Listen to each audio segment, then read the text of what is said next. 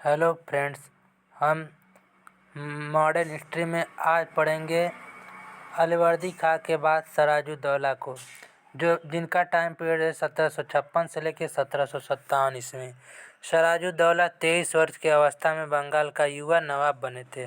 सिराजुद्दौला योग्य, कर्मठ, कर्तव्यनिष्ठ, कुशल सेनानायक एवं सफल प्रशासक थे। सिराजुद्दौला के समय प्रशासन एवं न्याय व्यवस्था कठोर थी। सिराजुद्दौला के नवाब बनते ही 3 प्रबल शत्रु हो गए। 3 प्रबल निम्न थे, जो पहला घसीटी बेगम, दूसरा उनका बेटा शौकत जंग, दूसरा शत्रु शौकत जंग, तीसरा अंग्रेज। घसीटी बेगम और शौकत जंग ने बंगाल के साम्राज्य में सिराजुद्दौला से हिस्सेदारी मांगी, लेकिन नवाब सिराजुद्दौला ने हिस्सा देने से इनकार कर दिया, जिसके कारण घसीटी बेगम और शौकत जंग शत्रु बन गए, यानी दुश्मन बन गए। अंग्रेजों ने शौकत जंग का अप्रत्यक्ष ढंग से सहयोग किया तथा घसीटी बेगम के मामले में प्रत्यक्ष ढंग से समर्थन किए, जिसके कारण अंग्रेज भी नवाब सिराजुद्दौला के प्रथम शत्रु बन गए। शौकत जंग ने बंगाल के साम्राज्य में बंटवारे की मदद को लेकर सिराजुद्दौला के साथ 1756 ईस्वी में ननिहारी का युद्ध किए। इस युद्ध में सिराजुद्दौला ने शौकत जंग की हत्या कर दी, जिससे पुड़िया पर सिराजुद्दौला का अधिकार हो गया। घसीटी बेगम का षड्यंत्र। ढाका के दीवान राज बल्लभ और दीवान के पुत्र कृष्ण बल्लभ के विरुद्ध षड्यंत्र करने के लिए अंग्रेजों के पास बंगाल चले गए। राज बल्लभ अंग्रेजों से वार्तालाप करके वापस ढाका लौटे, लेकिन कृष्ण बल्लभ अंग्रेजों के पास रुककर षड्यंत्र में शामिल हो गए। सिराजुद्दौला को अपने गुप्तचरों द्वारा घसीटी बेगम के षड्यंत्र का पता लग गया। सिराजुद्दौला ने अंग्रेजों से कृष्ण बल्लभ की मांग की, लेकिन अंग्रेजों ने नवाब के आदेश को नहीं माने, बल्कि रातों रात कृष्ण बल्लभ को ढाका पहुंचा दिया। सप्तवर्षीय युद्ध के प्रभाव। अंग्रेज और फ्रांसीसी बंगाल में अपने अपने माल गोदामों को दुर्गीकृत करने लगे। नवाब ने दुर्गीकृत न करने का आदेश दिए, लेकिन वो आदेश को नहीं माने। नवाब के आदेश पर फ्रांसीसी स्वीकार करके दुर्गीकृत करना बंद कर दिए, लेकिन अंग्रेज नवाब के आदेश का पालन नहीं किया, अतः नवाब सिराजुद्दौला ने अंग्रेजों को दंड देने का पूर्णतः विचार बना लिए। सिराजुद्दौला का अंग्रेजों के ऊपर सैन्य आक्रमण।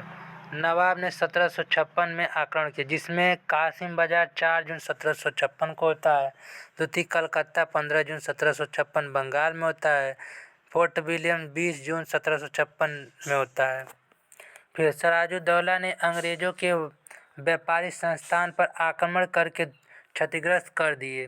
अंग्रेज अपनी जान बचाकर फुल्टा द्वीप में शरण ले लिए, यानी फुल्टा द्वीप में भाग गए। नवाब ने फोर्ट विलियम से 146 अंग्रेजों को बंदी बनाकर राजधानी ले आए। अंग्रेजों के क्षतिग्रस्त व्यापारिक क्षेत्र को नवाब ने एक व्यापारी मणिकचंद को सौंपकर राजधानी मुर्शिदाबाद लौट आए। सिराजुद्दौला ने ढाका पर आक्रमण करके अधिकार कर लिए। घसीटी बेगम को बंदी बनाकर कलकत्ता के कारागार में कैद कर दिए। अब होता है काल कोठरी त्रासदी, यानी 20 जून 1756। यह जो कोठरी थी, यानी कमरे, जिसकी लंबाई 18 फीट थी, चौड़ाई 10 इंच, इसमें 146 लोगों को डाला गया, जिसमें से 23 व्यक्ति जीवित निकले और 123 लोग इसमें मृत हो गए। नवाब सिराजुद्दौला के आदेश पर 20 जून 1756 ईस्वी को 146 अंग्रेज बंदियों को एक काल कोठरी में बंद कर दिया गया।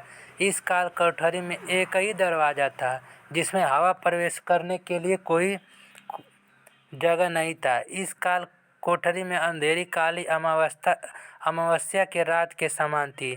जब एक दिन बाद को काल कोठरी का दरवाज़ा खोला गया, तो इसमें से 123 लोगों की मृत्यु हो चुका था। शेष 23 लोग व्यक्ति जीवित निकले, जिन्हें नवाब के आदेश पर छोड़ दिया गया।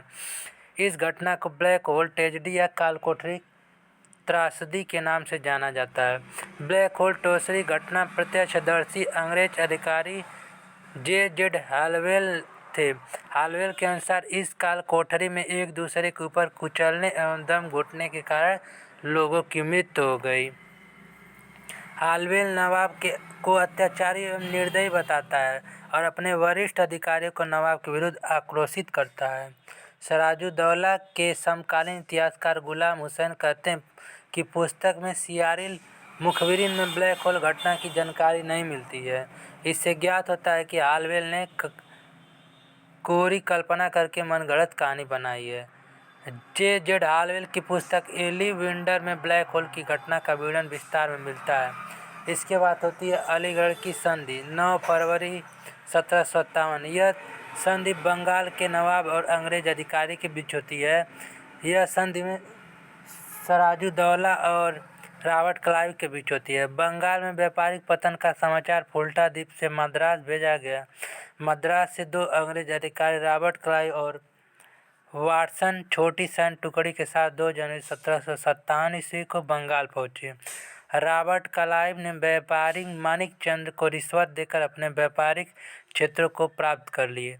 9 फरवरी 1757 ईस्वी को रॉबर्ट क्लाइव ने सराजुद्दौला से मुलाकात करके अलीनगर की संधि कर ली। इसके तहत अंग्रेजों को पुनः क्षेत्राधिकार एवं विशेषाधिकार मिल गया। इस संधि के अनुसार अंग्रेज और फ्रांसीसी आपस में युद्ध नहीं करेंगे।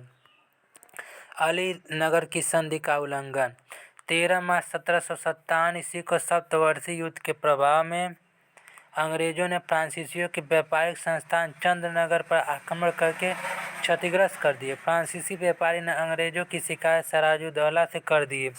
नवाब ने अलीगढ़ की संधि का उल्लंघन मानते हुए अंग्रेजों को बंगाल से बाहर खदेड़ने का विचार पूर्णतः बना ले। इसी बीच अंग्रेज नवाब के विरुद्ध षड्यंत्र में जुट गए। सराजुद्दौला का विद्रोह अंग्रेजों का षड्यंत्र। नवाब के विद्रोही निम्न थे: मीर जाफर जो उनके सेनापति थे, राय-दुर्लभ उनके दीवान थे, यार लतीफ़ छोटे सैन्य अधिकारी, फतेहचंद उर्फ जगत सेठ, मानिकचंद अमीनचंद बंगाल के व्यापारी, नवाब के समर्थक, मीर मदान अंगरक्षक यानी सेनापति, फिर मोहनलाल अंगरक्षक सेनापति, कुछ फ्रांसीसी सेना, रॉबर्ट क्लाइव और वाटसन नवाब के विरोधियों का पता लगाने लगे। बंगाल के व्यापारिक अमीरचंद से अंग्रेजों ने मुलाकात कर ली। अमीरचंद ने नवाब के विरोधियों से मुलाकात करने के 2 शर्त रखे। दोनों शर्त निम्न है: पहला 30 लाख रुपए नगद उसको चाहिए, दूसरा नवाब के खजाने से लूटे हुए भाग का आधा हिस्सा अमीरचंद को चाहिए। प्रारंभ में अंग्रेजों ने अमीरचंद का शर्तें को स्वीकार कर लिया।